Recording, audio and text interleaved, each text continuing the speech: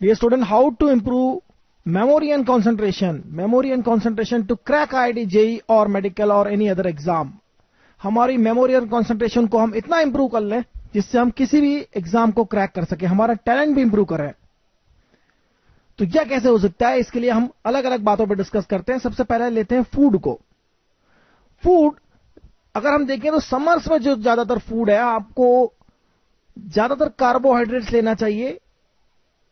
Carbohydrates आप जैसे कि जानते हैं, कार्बोहाइड्रेट ज्यादा होना चाहिए, ऑयल जो है वो कम होना चाहिए, लिक्विड की वैल्यू इंप्रूव होना चाहिए, लिक्विड ज्यादा लेना है आपको, और कुछ ऐसी चीजें लेना है जो आपको समर से फाइट करने में मदद करें, क्योंकि एग्जाम जो होने वाली है वो समर्स में होती है ज्यादातर। तो आपको सिट्रस फ्रूट जैसे लेमन, ऑरेंज कंपल्सरीली लेना चाहिए। यह एनर्जी जो है उसका लेवल मेंटेन करते हैं, थकान नहीं होने देते और एनर्जी लेवल मेंटेन करते हैं। ऑयली ना लें, कार्बोहाइड्रेट ज्यादा लें, कभी कभार ग्लूकोज ले सकते हैं, एग्जाम वाले दिन जरूर लीजिए glucose. Take glucose on the date of exam ताकि आपको इंस्टेंट एनर्जी मिल जाए, that is very important point. और लिक्विड्स इंप्रूव करें। और दूसरी जो मस्ट चीज है लेमन और ऑरेंज फ्रूट्स के अलावा, वह है आपका दही, कर्ड या मट्ठा जिसे छाछ कहते हैं, वो भी ले सकते हैं। तो ये दो चीजें आपको लेना ही चाहिए डेली, जिससे आप समर्स के अगेंस्ट आपका एनर्जी लेवल जो है उसे ऑप्टिमम रख सकें। दूसरी चीज जो आपको स्ट्रेस रिलीव कर सकती है, एक्सरसाइज, जिसकी तरफ ज्यादा ध्यान नहीं दिया जाता है हिंदुस्तान में। एक्सरसाइज ऐसी चीज है जिससे हम हमारे परफॉर्मेंस को कई गुना बढ़ा सकते हैं, चाहे वो मेंटल हो या और कोई सा परफॉर्मेंस हो। देखिए, एक्सरसाइज हमें कितनी करना है, स्टूडेंट लाइफ में एक्सरसाइज जो करना है वह केवल आपको 10 से 15 मिनट का रन होना चाहिए, रन विथ मॉडरेट स्पीड। इसका सिंपल सा उद्देश्य है कि आपकी हार्ट बीट जो है वो थोड़ी सी, जो कि नॉर्मल 72 होती है, उससे 90 हो जाए बस। और ज्यादा गर्मी में नहीं दौड़ना है, हल्की सी छाया में ही दौड़ना है। कमरे के अंदर भी अगर आप 10 से 15 मिनट हल्का सा वॉक कर रहे हैं, तेज गति से, हल्की तेज गति से चले एक प्रकार से, लेकिन बहुत तेज दौड़ना और बहुत पसीना बहाना जरूरी नहीं है। आपको हल्की दौड़ लगानी है, मुश्किल से आपको 2 किलोमीटर समझ लीजिए, आप 2 किलोमीटर दौड़ना है 10 से 15 मिनट में। यह जरूरी है कि समर्स में आपको थोड़ा लिक्विड लेना चाहिए, उसके बाद रन करना चाहिए। कुछ खा के उसके 1 घंटे बाद रन करना चाहिए, खाते से रन नहीं करना चाहिए। सुबह या शाम जब भी आप चाहें 10 से 15 मिनट के 1 या 2 रन लगा लीजिए सुबह शाम में। एक्सरसाइज क्या करेगी, आपका एक्सरसाइज जो करेगी वह स्ट्रेस को रिड्यूस कर देगी, किसी भी तरह का स्ट्रेस जो रिड्यूस कर देगी। यह जरूर है कि आप थके हुए ना हो। एक्सरसाइज करने के पहले कभी भी थका हुआ नहीं होना चाहिए, एक्सरसाइज करने के बाद फ्रेश हो, थकान नहीं हो, ये इंपॉर्टेंट है। नहीं तो कम से कम आप 5 मिनट कर लीजिए, ज्यादा ना करें। तो एक्सरसाइज तभी करें जब आप थके ना हो, हल्का सा फ्रेश फील कर रहे हो, एनर्जेटिक फील कर रहे हो, और स्ट्रेस को रिड्यूस कर देगी, आपका एनर्जी लेवल बढ़ा देगी, आपकी मेमोरी बढ़ा देगी, आपका कंसंट्रेशन बढ़ा देगी। एक्सरसाइज आपका यह फायदा करेगी। आगे बात करते हैं स्लीप का। और इस एक्सरसाइज के बारे में एक बात बता दूं कि जिंदगी में अगर आपने यो रोज करना शुरू कर दिया 10 से 15 मिनट का रन सुबह शाम, तो आपकी ओल्ड एज जब आप 70-80 साल के होंगे, तब भी आप 50-60 साल की एज जैसे स्वस्थ रहेंगे, और 40-50 की एज जैसे स्वस्थ रहेंगे, मजबूत रहेंगे, हार्ट ब्रेन सब कुछ ठीक रहेगा, आपको कभी भी हार्ट की प्रॉब्लम नहीं होगी। तो इतना हिंदुस्तान में अगर कर लिया जाए तो काफी है, जिसे ज्यादातर लोग बिल्कुल इग्नोर करते हैं, अवॉइड करते हैं, या कुछ और करते हैं, पता नहीं, मुझे नहीं पता कितना भी कहा जाए, पर कोई मुझे करते हुए दिखता नहीं है। लेकिन इस आप खुद करें, आपको 2 दिन में असर दिखेगा। स्लीप, स्लीप जो है वो आपको एडिक्वेट स्लीप जिसे कहा जाता है, एडिक्वेट स्लीप होना चाहिए। ज्यादा नहीं तो कम नहीं, ज्यादा जो स्लीप होता है वह नुकसान करता है, और कम भी नहीं होना चाहिए। किसी भी हाल में आपका स्लीप जो है वह कंप्लीट होना चाहिए, पूरी नींद लेना है आपको। और इस एज में जब हम मेंटल वर्क करते हैं, हमें 6 से 8 घंटे की स्लीप कम से कम लेना ही चाहिए। इससे ज्यादा लेने की जरूरत नहीं होती है, ज्यादा लेना भी डिप्रेशन का कर्ज हो सकता है, ज्यादा सोना भी एक प्रकार का प्रॉब्लम है। और स्लीप टाइमिंग जो है बड़ा इंपॉर्टेंट है, स्लीप टाइमिंग हमेशा रात में ही होना चाहिए। कुछ लोग देर देर रात तक पढ़ते हैं, ज्यादातर बच्चे देर रात तक पढ़ते हैं, अच्छी बात है, पर मैं यह कहूंगा कि आप 2-3 बजे रात तक न पढ़े, आप 12 से 6 AM तक जरूर सोए या 7 AM तक सोए, जो भी आपका टाइमिंग हो, 12 बजे जरूर सो जाए, 12 बजे के बाद ना सोए, 12 बजे के पहले सो जाए। नहीं तो क्या होगा, आपका स्लीप पैटर्न ऐसा हो जाएगा कि एग्जाम हॉल में आप दिन में सोने की अगर आपको आदत है तो एग्जाम हॉल में आपको दिन में नींद आएगी, और ये बहुत बड़ी गलती होती है, आपकी बॉडी का जो टाइमिंग है वो गड़बड़ा जाएगा। कुछ लोग होते हैं जो दिन में सोते हैं और हमेशा सोने की आदत होती है दिन में, हर व्यक्ति ऐसा नहीं कर सकता, कुछ लोगों की ही ऐसी प्रॉपर्टी होती है कि दिन में सो सकते हैं और फिर रात में भी उन्हें नींद आ जाती है। नैप मैं यहां यूज कर रहा हूं, छोटी सी नींद जो हम दिन में लेते हैं, और उस नैप के लिए आप 15 to 20 मिनट्स लें, उससे ज्यादा नहीं लें, not more than in fact not more than 15 to 20 minute in any case, in fact 15 minute is the best time. Alarm लगा के आप 15 मिनट किसी कुर्सी पर आंख बंद करके सो जाएं, यह सबसे अच्छा तरीका होता है रिलैक्स होने का, नींद पूरी करने का, दिन में एनर्जी को रिगेन करने का। लगातार पढ़ते रहने से नुकसान होगा, किसी भी हाल में कुछ न करें आप ऐसा, लगातार पढ़ने की कोशिश न करें। और अगर आपको बहुत अच्छी ताकत लगानी है, लगातार पढ़ना है, तो निश्चित तौर पर बादाम का हलवा खाइए, बादाम का हलवा खा सके तो खाइए, इससे फर्क पड़ता है, मैंने खुद ने खाया है, आपके एनर्जी लेवल बढ़ेगा, आप बहुत मेहनत कर सकते हैं मेंटली। बादाम का हलवा जरूर खाएं, अगर आप खा सकते हैं, आपको सूट करता है तो थोड़ा ही खाएं, जरूरी कि बहुत सारा खाएं, या बादाम केवल गला के खाएं।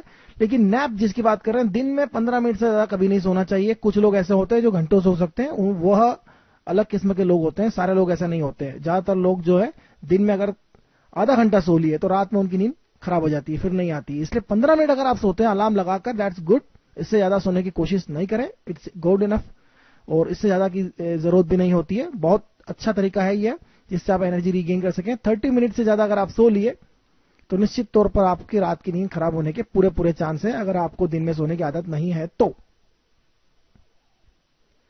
अब हम आगे देखते हैं डीप ब्रीदिंग। डियर स्टूडेंट, अगली बात हम ले रहे हैं डीप ब्रीदिंग। डीप ब्रीदिंग में आपको बस बैठना है आलती पालती मारकर, और कोशिश करें कि आपका एक हाथ आपके सीने पर हो और दूसरा जो है वह आपके स्टोमक पर हो, एब्डोमेन पर हो, नेवल एरिया में हो। यह जो तरीका है वह बड़ा यूज किया जाता है स्ट्रेस लेवल को रिड्यूस करने के लिए।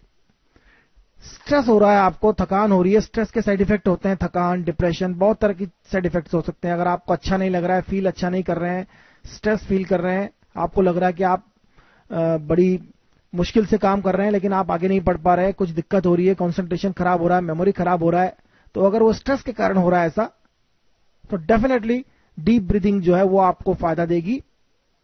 इसके लिए आपको 15 से 20 मिनट तक गहरी गहरी सांसें लेना है। सांस को अंदर ले जाकर एक बार रोकना है थोड़ी सी देर के लिए, फिर उसे निकालना है। कोई जरूरत नहीं कोई प्राणायाम करने की और कुछ करने की। डीप ब्रीदिंग एक्सरसाइज जो है उसमें सबसे ज्यादा यूज होने वाली टेक्निक यही है। अगर आप इसे देखें तो एक हाथ जो है आपका एब्डोमेन पर हो और एक हाथ जो है आपके सीने पर हो।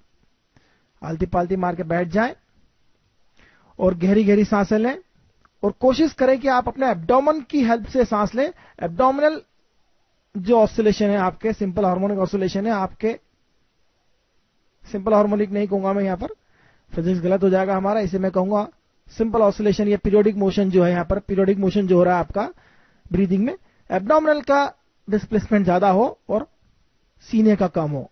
इस एक्सरसाइज को अगर एक बार ट्राई करेंगे आप, एक बार ट्राई करेंगे तो इसके फैन हो जाएंगे आप। स्ट्रेस आपका इमीडिएट रिड्यूस हो जाएगा और ग्रेटली रिड्यूस हो जाएगा। सिर्फ यह करें और आपका कंसंट्रेशन, मेमोरी लेवल जो है डेफिनेटली इंप्रूव होगा। दूसरी हेल्प, हम कितना भी खा लें, कैसा भी खा लें, कई बार हमारी स्ट्रेस हो जाती है, कुछ भी कर लें, तो क्यों ना हम अपने स्ट्रेस को कम करने के लिए आयुर्वेद का हेल्प लें।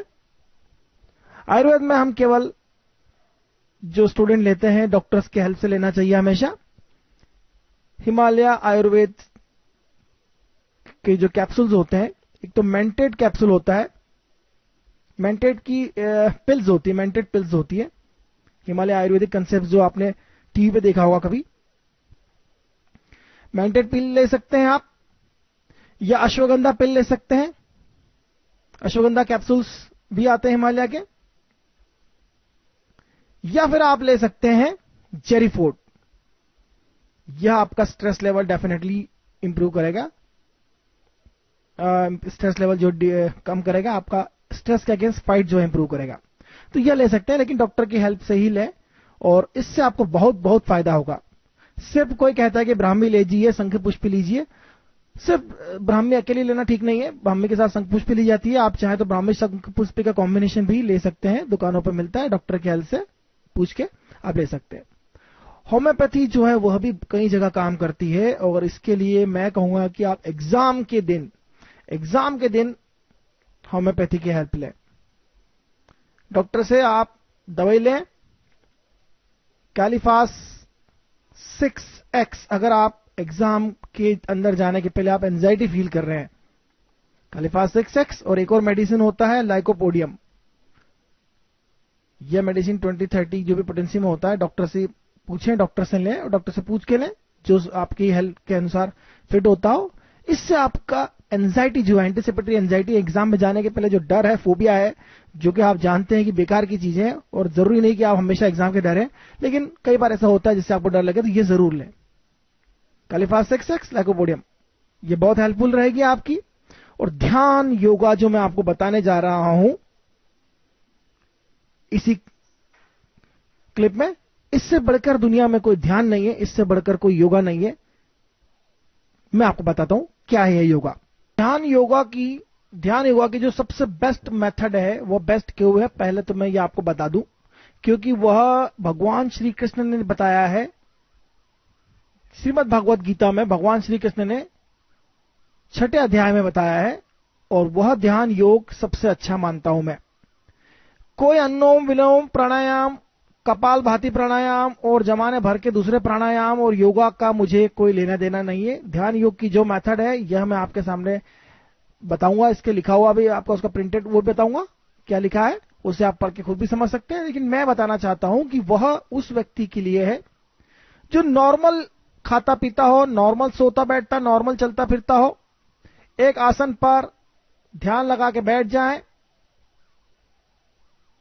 और बस नासाग्र मतलब हमारी नाक के आगे वाले हिस्से पर ध्यान केंद्रित किया जाए, आंखें खुली रखकर, या फिर आंखें बंद कर भ्रूमध्य मतलब हमारी आंखों की पहों के मध्य, दोनों आईज के बीच में, इन बिटवीन द आईज। आंख बंद करें तो दोनों आईज के बीच में,